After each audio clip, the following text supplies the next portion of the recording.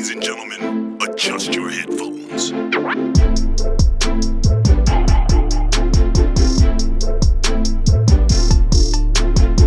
Come on in and shut the front door. You're welcome to the You Should Know podcast, the news from the antagonist shoes. Doc Mike, how are we feeling today? We're good, man. Good bank holiday weekend.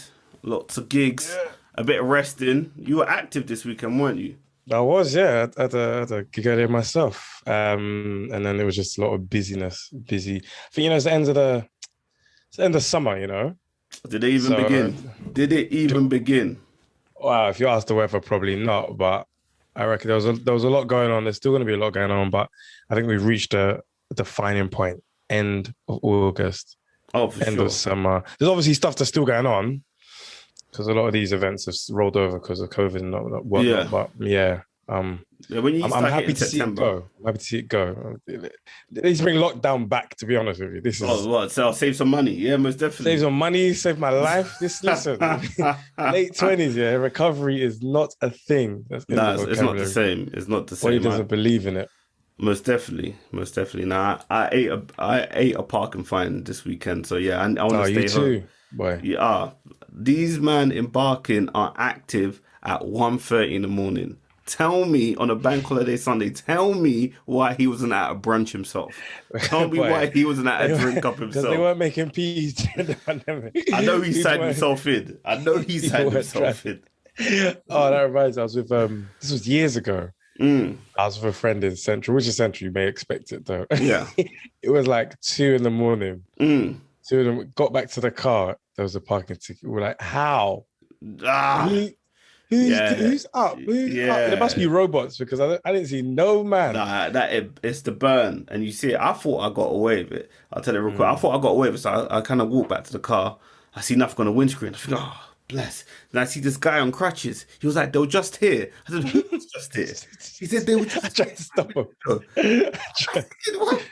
Why did you try to stop them? I see the bottom, right at the bottom, I see the thing. I was like, tucked in. Tucked in, yeah. He put it under the windscreen wiper, just making sure that it's secure for me. But from the borough. Yeah, from the bar. Yeah, I paid that already, man. I ain't gonna. There's no way out of that. No wiggle room. Yeah, when you say from the official council, just pay it and just rest your head in it. So that's a shame. But anyways, let's get into it. Yeah, so let's jump into the first segment, Undercover Gems. So here we look at one of the weird and wonderful stories in the news today. Mike, I've got a story for you. Let's go. Belgian woman, wants to marry who? But I'm just going to say the authorities won't allow it. Wants to marry who? Yeah, well, the authorities won't allow it. The authorities in Belgium, all right. So it's going to be something weird and wacky. Either she wants to marry royalty. It's going to be something which is out of bounds. So it's either going to be royalty or it's going to be like a flipping Disney character that she just wants to marry. Something wild. Or she could have a sort of a fetish for one of the Belgian football players. I don't know, maybe she wants to marry Romelu Lukaku and he's airing her DMs. I don't know. Maybe. But I don't think the authorities will get in the way of that. Maybe she's harassing him. They should anyway. Men can get harassed as well. But yeah, I'm going to go with royalty. She's trying to get with the Belgian prince. Okay. All right. Well, sorry to say you're wrong. How? Very much wrong. Because I couldn't say the exact authority that was restricting her because it would have gave it away. But Belgian woman wants to marry chimpanzee and zoo. Oh my goodness. She said he loves me. A Belgian woman's heart has gone ape over a chimpanzee. That's gone ape. Who wrote this? Who wrote this? Punny, very punny. Yeah. AD Timmermans, told the Belgian TV channel ATV that she wants to make the simian her soulmate. Okay, so effectively she's been going to the zoo for a couple of years, I think 4 years now. Yeah, and the people at the zoo are kind of like, right, you keep using the zoo like every week. What's going on? Something's going on. So they say that their relationship is unhealthy. not just for her, but the other animals, because effectively, chimps are very social animals, and so this chimpanzee is getting a lot of attention from her, and it's disrupting the socialization of that chimp with other chimps. Of course. So it's getting stressed, right? So I think they basically now put I'm not sure if it's a restraining order, but they've banned her. Goodness. They've banned her from coming to the zoo, and it's just like, how does that happen? How do you end up falling in love with a chimp? Restraining order over a chimp, Wow. Because that's different. Because she believes that it loves her. It's not just the one. She's not saying, I love it, and I know that, it may not. She generally believes that this chimpanzee. Yeah, she's saying it's mutual because she's saying they blow each other kisses. Now, I don't know what that may mean in the chimp world. Oh, my goodness. I don't know. I only watched a couple of the Planet of the Apes and watched the one where Caesar's, got the stick and all of that stuff. I ain't seen that bit yet. No. but I don't believe that they ever encountered them marry or, being interested in marrying or forming a relationship that was more than just a friendship. What kind of bestiality is this? What kind of bestiality is this? This is scary. I know. It's scary. Like, she wants to get into a relationship with chimpanzee, like, raw. Chimp, yeah, chimp. She wants to marry it. Men, male humans, the Homo sapiens have put her off. Clearly, men have done something to her that have made her think, you know what? Bun humans. I want a chimp. For the chimps. I want a chimp, yeah. Well, apparently all it takes is to blow a couple of kisses because that's what they've been doing. Right. And boy, that she's been digging in it. She's smitten. So I reckon she was one of those women who got scammed. The romance scam. You got romance scammed by a chimpanzee. Yeah, that's what I reckon. Send us thousands of bananas. Yes. To 316 Zoo. Oh my goodness. That's what I reckon. All right, so my one, I just want you basically to guess the country. I'll give you the whole title, but America, I'm joking. Nah, I'm not like you. This is Florida. I was in Belgium today. Yeah, that surprised me. That surprised me. But armed robbers strap people to car roofs as human shields as they hit several banks. Armed robbers. Is that the phrase they used? Oh yeah, this has to be in Africa. Then has to be Africa. Okay. So every gang is called armed robbers. There'll be a gang from Lagos of armed robbers. They're all called armed robbers. I don't know how they differentiate. No gun, armed robber. Yeah, that's it. That's how do you know what gang they're related to? You just call them armed robbers. Lazy. Yeah, but just based on that, I'm going to think it's somewhere in Africa. Okay, you're going to think it's on the continent. Okay. Yeah, I may be wrong, but that's the only clue I've got there. All right. I'm gonna go. Stab at a country. Yeah, I would go west, but I'm not gonna go. I'm gonna go South Africa. South Africa. Yeah, I'm gonna go South Africa. Yeah, because I feel like a lot of turmoil there as well, and that's just you never know. You never know. Doing, yeah. Okay, so South Africa. I hear that it is not in this case. It is on a whole different continent. What was it? It is in South America, and more specifically. That's what I said. Yeah. I know you said that. It's South America. He says, yeah, that's it. It is. You're like Boris, man is in the West Country, said it's not a holiday. You're the same guy. You're not listening to me. But go on. That is Brazil, South America, Brazil. So armed robbers. So basically, I think early Monday morning, late Sunday night, there was a set of raids on 3 banks. And this gang, they hit 3 banks. And as they were getting away, they took hostages, unfortunately, obviously against their will, tied them against the getaway cars, and then drove. So it tied them to the top? Tied them to the top and the bonnet. So did they go under a bridge? I don't know if they did that. I don't know if they went under a bridge and say, "Oh, I forgot." That's at the top.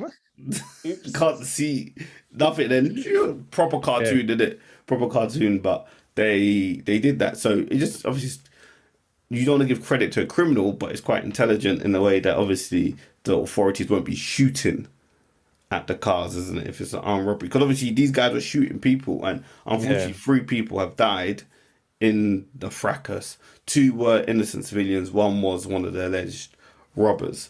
One of the civilians on the top of the roof, or this is just random. I don't know. Random. I read one article where it said that one. This is why sometimes you need to mind your business. And obviously rest in peace to that man and his family. But apparently he wanted to capture the footage of the armed robbers They saw him, and then they said, "You've got evidence." They said, "You've got evidence." You see us robbing the bank? Well, we will rob you. Yeah, Let's go. They said, "I'll steal your life." Yeah, I'll steal your. Literally, man went there with the phone. They said, "Nah, no evidence for you." Pa pa pa pa. Oh, they shot him. Hey, murdered him. Has anyone seen the evidence? But I don't know about that. Still on the phone. Oh. But I don't know if the Brazilian authorities were that sharp. But that's the different thing sometimes, man. I know nowadays we're in such a social media era that something will be happening, and then you won't even call the authorities. You just record it. You know. So sometimes you got to get to safety, man. Yeah, I think sometimes that definitely does work. Otherwise, it reminds me of the Chelsea PSG game years ago when they pushed off his own train. They pushed him off. Oh, of course. They wouldn't even And I don't think anything would have happened if you didn't have that footage. Oh, this 100%. This is different. Where listen, they're brandishing arms that they found in the corner. Okay, so if they've got all of that, you're filming it. Your life could definitely be at risk. Oh, look, someone isn't licking shots at random. If they're willing to tie people to a vehicle, they don't mind wasting your life. So save your life and get out of there. That's why I don't know if I'll ever go South America, but time will tell. They're putting you off. I'm South America. I'm scared, a little scared. So if you go the right places with the right people, it'll be fine. I'm sure they need to learn some Spanish as well, man. I don't think I can go there without learning some Spanish. You need to make sure that you know what these people are saying. Yeah. Do you know what? If you go to Brazil, though, there's a lot of Yoruba people there. For real? Yeah. They've still got the names. They've even still got the names. All them years, hundreds of years, they still kept the. They still kept the culture, yeah. So there's a lot of Yoruba people. Jeez, I have to go out there, chop up some brothers, Eba. Chop up some Ebas. I think they're in Salvador. A lot of them in Salvador, yeah. All right, check it out. Most definitely. Maybe that's where Fred is from. Fred and William and them, man. Yeah, probably. Yeah. Pele, them man look like they came yesterday, boy. It came all the way yesterday. I did. We need to see Pele's DNA. Maybe he's low-key Nigerian. The long way to Brazil. The long way. Pele boat is 400 years old. Let's move on to the main segment of the pod. This is the You Should Know Better segment. This is where we look at a news story that's popping in the news, and we look at it from the antagonist's shoes and ask ourselves, should they have known better? So, Junior, I'm going to put you in the shoes of Pen Farthing. So this is the news that was breaking back in the last week, early this week. Pen Farthing is an ex-Royal Marine. And he also, about 20 years ago, set up a animal charity in Afghanistan once he left the Marines for the animals over there. And as we sort of all know, the Taliban have taken over in Afghanistan, and they're trying to do what's it where you try to get everyone back safely? What's the word I'm looking for? I can't think of the word, but they're trying to do the retrieval. They're trying to get people out of Afghanistan. Got the evacuation. Evacuation, there's the word. So the evacuation is ongoing. However, he wanted to get his charity and his staff members as well as the animals back to the UK on a privately funded flight. However, it was deemed to have been blocked by some government officials. And Mr. Farthing wasn't happy about this, and he sent a voicemail with a lot of expletives and threats to an assistant of a government official. So, Junior, in the shoes of Pen Farthing, why are you threatening members of Her Majesty's government? Well, first of all, first thing I want to do as Pen is to apologise for the foul language that was in the voice note that was leaked to the Times, okay? Secondly, I want to apologise for anybody who's never heard of me, because I have not heard of me before. Either. I have no idea who I am. Look, listen. Emotions are running high, okay? Have you ever been in a war zone? Yeah, a war zone where your life, the life of your animals, the life of people are in danger? I doubt it. So, when you're being told that your flight is not going to take off no more, or you're not going to be on the flight, you may get upset, because I'm here. I'm clearly an enemy of the Taliban, right? That if I stay here, it could be peak for me, the animals, and everyone else. So I was a little bit annoyed. There was a lot of, foul language. And I apologize, but I was trying to save the animals, really, and the people, of course, but mainly the animals, because I've been working with them for years. You know, we had goats, Oh, cows, wow. kangaroo, Yeah, all of the chickens. plane. All of the plane back to We're, the UK. we're trying to make it look like Noah's Ark. That's what we're trying to get. Two in, two in, two by two. But Wow, like a London nightclub. just trying to get them, roll them in, the chickens, and then obviously you got to get them in the right order, because if you get the hen on before you get the fox on, the fox will eat the hen. Yeah. And you can't put the rice on before. You know that riddle. You know the riddle I'm talking about. You got to be careful which way you put them on. But anyway, that's what we're trying to do. And look, I didn't want the Taliban to turn my animals into mincemeat. Like I didn't want to have that to happen. I didn't want my efforts to be wasted. And so, yes, I was annoyed. And So yes, you flew back. So why did you fly back with the animals and leave all your people back there? Why are you prioritizing animals over people? listen. See the animals, yeah. Yeah. They don't know where they are. So I have to make sure they're on first. The people, we can work that one out. They got passports and all of this stuff. They can hang around and stuff. The animals, they don't know Wagwan. So wouldn't it make sense for people that know the danger they're in? They're going to be petrified. Wouldn't it make sense to make sure they're safe and then come back for the animals later? Now, the animals will be gone. They'll be gone. Listen. There was one shop that's one shop right next to my establishment. The guy, yeah, he only sells goat, yeah. Yeah. As I was leaving, he changed the menu to chicken, kangaroo, and I said, "Where you get these ingredients from?" So we had to make the decision. We had to make the decision to get the animals first, and then the people. Look, they're aid workers and stuff like that. The Taliban said they'll bless them, so it's calm. Okay, so they said they'll blind them. So we took their word for it. We left them there, but the plan was to go back and get them. So that's all I can say at this point in time.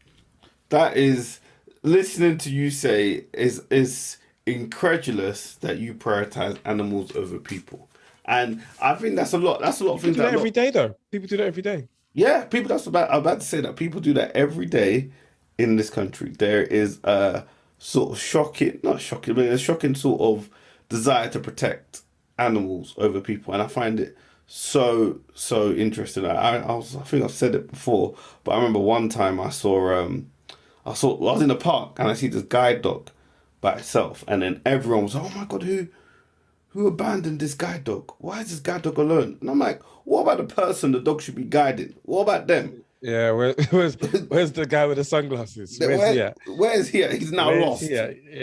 Lost. I have to now do a search party to now look for this guy. I don't think they're bothered. They'll just take the guide dog and look after that. They took the guide dog. The dog had one job, and this is what happened. You have to say, dude, clearly in this country, we have this love for animals, which sometimes is beyond rational sort of sense. And I know it's an animal charity and you want to look after the animals, but to be like, deuces, you man, stay out here. We'll send another plane for you. Yeah, don't work it out, man. They'll be fine. They'll be fine. Like I said, the animals, their lives were in immediate risk. Immediate risk. Dog and cat. But man was upset. He said he's gonna make his lives a misery.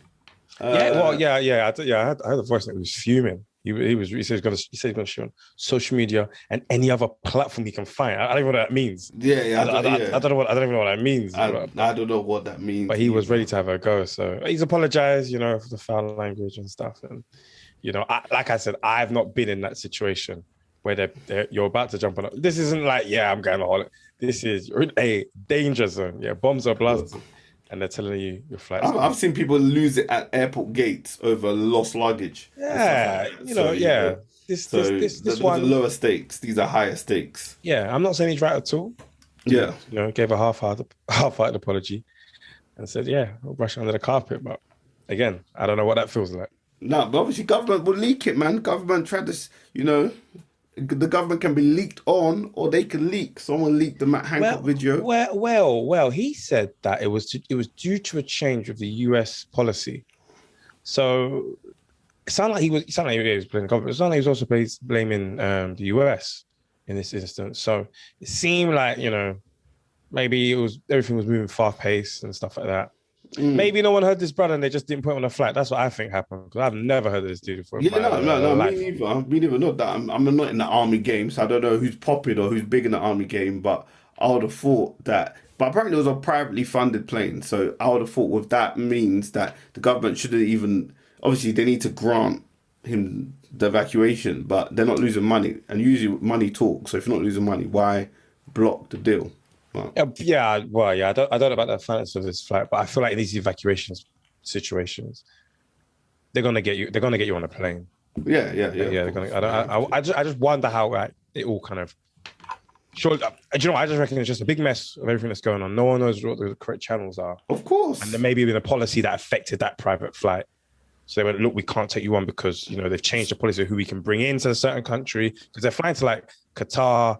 Turkey. So they're just flying to anywhere which is not Afghanistan. Anywhere not Afghanistan, and then they'll process them there and then bring them to the US or whatever, Germany, UK. So it may be something like listen, I think maybe going to Qatar. They said, look, this animal is not allowed in the country. We don't accept pig or goat. I don't know what it is. So take it back. So maybe it's that kind of be. And the guy in the shop was like, yeah, come on. Leave it with me. Man said he changed his stock units, He said, we've got new in stock, no delivery. He said, new stock. It's back on the menu, but what have you got for me then? What have you got? All right. Oh, I've got the story of the most successful business in the world, Apple, and the CEO, Tim Apple. I'm joking, Tim Cook. Tim Apple.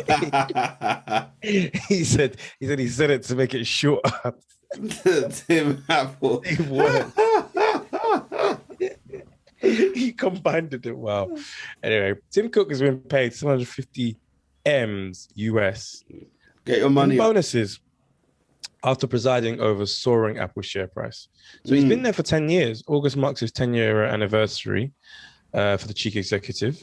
And Apple gave him 5 million shares to say thank you. I mean, that's a lovely present.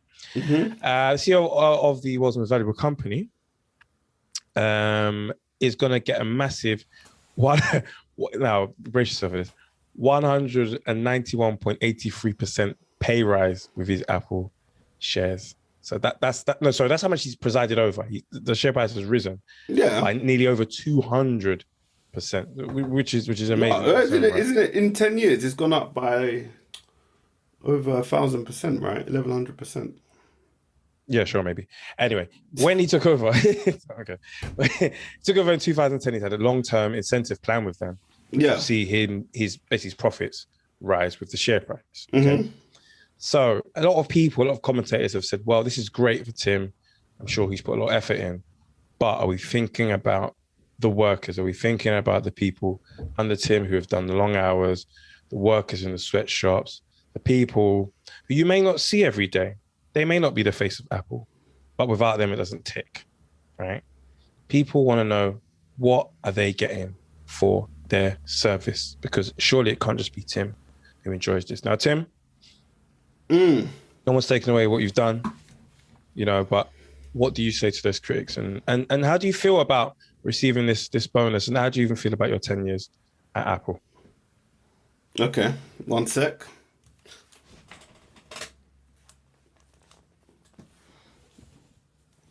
What's that? This is he wears glasses, so this is me trying to get into the Tim Cook mode. For audio viewers, Max just got and put on some milk bottles on his face. Glasses. This is, I don't know if you can still see. Tim Cook. Look, Apple is the most wealthiest company. Yeah. The most revenue. I think it's the most revenue. It's a lot of revenue, a lot of profits, the most valuable company, and we look after our employees. Anytime you've gone to an Apple store, our employees are smiling. They come to you and say, how can we help you, sir or madam? And they help you with your problem. There are many employees, and we have thousands of employees worldwide. Okay, so how does you collecting this 750M bonus, lead into those staff members that you just described. Yeah, I thank them for their service. Yeah, but where's the remuneration? They get paid a salary which is competitive. Right, but you're getting 750 M's. Million. Okay? As M's. 750 M's. Okay. I didn't decide the 750. Bro. 5 million shares was decided by the board. Yeah, the board decided to award me that, and depending on the share price growth, which obviously thank you to the employees worldwide, we've managed to achieve such a share price. I don't determine the share price growth. Those are investors who sort of support us and believe in the company. So the reason they believe in the company is because of the work myself and my team are doing. Right, you don't pick the share price, but what you can do is channel some of that into your stuff, right? And it just doesn't sound like that's coming out of your head. Sounds like you're saying, thanks for smiling, thanks for standing there. Yeah, they deliver. Don't even give them seats half the time. But anyways, they don't. No, it's ergonomic working. Don't even give them a lunch. No lunch. They get discounts on Apple. They get discounts on Apple products. Yeah, sure. But look, now 750 M's has landed. Yeah, what are you doing with that? How are you sharing that?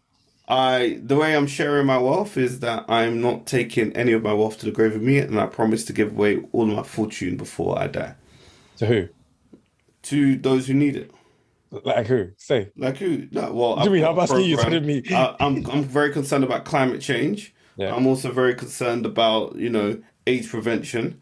And these are two sort of concepts that I want most of my money to go to, but obviously it's to help the most needy. So these are things that I've pledged before. Similar to Melinda and Bill Gates, they pledged similar. I've pledged similar. So this isn't the case of me taking my money and just floundering it. I'm looking to share the wealth that has been fortunate to be bestowed upon me. But not with your stuff. But anyway, let's move on. So anyway, you've been there for 10 years now. A decade, yes. How you feel about that? That's at CEO. I was there before as a VP, vice president. Yeah. Or something. So I've been at Apple a long time. How would you describe your experience of being at Apple? Have you enjoyed every second? I think we got the best innovators in the world. We've got the best prices, and we'll keep on rising the prices so I can get more bonuses and get more money. But we are a family here, and if you want to join us at Apple, come and join us. Okay, cool. So is that an invitation for anyone who wants a job? Yeah, job. Yeah, go become a genius. Go become a genius in the store. Work your way up like I did. You're the genius bar, baby. Yeah, I was at the genius bar working long hours. Well, anyway, Tim, we don't have much time, but I do want to say congratulations. Your time about where you're at Apple, right? Apple, yeah. Apple, yeah. Well done doing stuff there as well, and keep up the good work. Keep up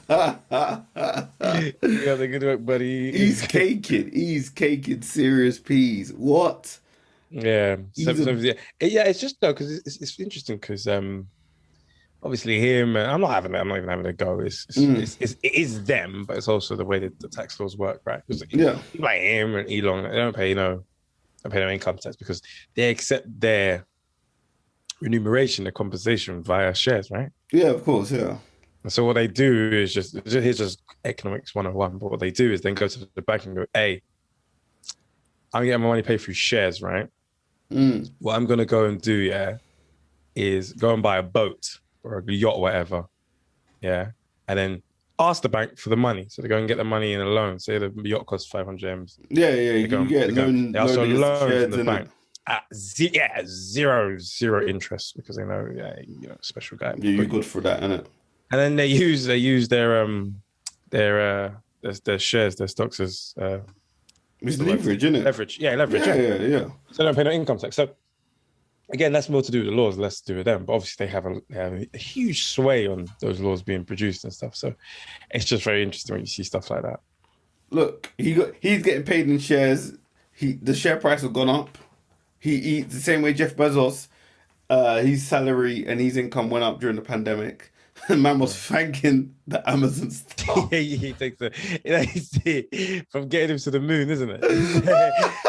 You guys got me to the moon. I would have been like, There's a man that they have to piss in bottles because there's not enough time to have a proper toilet break. Yeah, so I understand why people get upset at billionaires, but it's just the way at that level the deals they negotiate when it comes to salaries, they back themselves and then they get it's it's sort of like betting, isn't it? Do you get a set salary or do you take it in shares and back yourself to make the share price grow?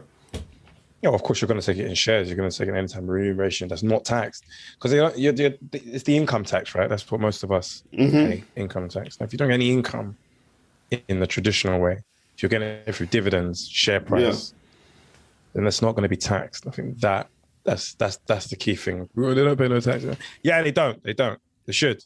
They should. But the laws are there to protect them to make sure they don't. Oh, Fendi facts. And that's the biggest problem. But that aside, though, I think this guy's done a wonderful job. Being that, I think after Steve Jobs, passed away, those are huge shoes to fill. 100%. When a founder, CEO, leaves a company, then it's almost sometimes there could be a question for identity. Where does the company go? Are they gonna have any more innovations? Think like obviously the iPhone is the best product they've ever made, and no, but they really have. They just keep doing that. They just keep doing that. Year. I saw a funny tweet. Someone was like. The tweet was basically like the person like static, and it was basically saying that's how my iPhone is after 1 year when they bring out the new one. Like it just starts moving. That's how they make their money because obviously they're so good that the features every year you're not gonna, unless you're just one of those people that I just need the latest thing. You don't actually need to upgrade your phone every year. So no wonder they probably send a bug to it. It's called. It's a word for obsolete. Oh.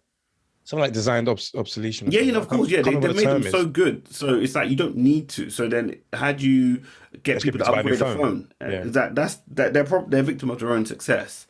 But in terms of as a product as a whole, I think the iPhone's they're definitely the most valuable product. Like they've made gazillions, well, literal billions, well, trillions. 2.5 to be precise. So, but it'll be interesting. Obviously, you brought out the iWatch under his tenure.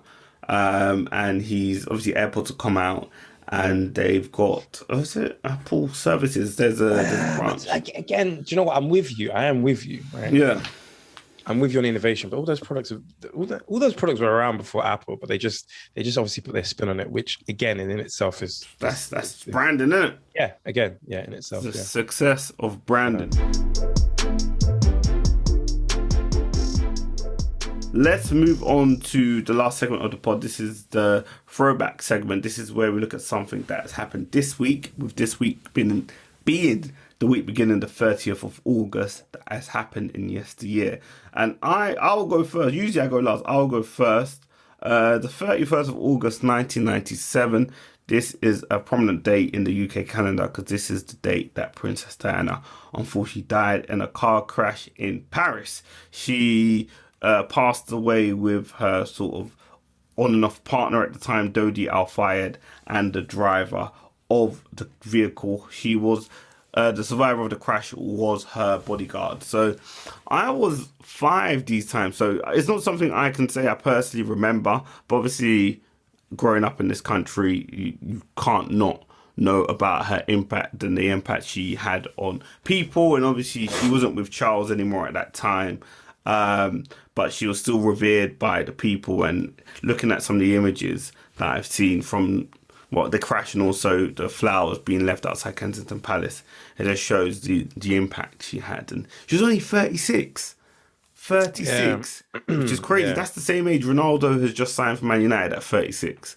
So just puts things into perspective. Like she was very young. So just to touch on what you mentioned, because I actually remember the time when she passed away. Jeez, your memory was sharp at 5, yeah? Yeah.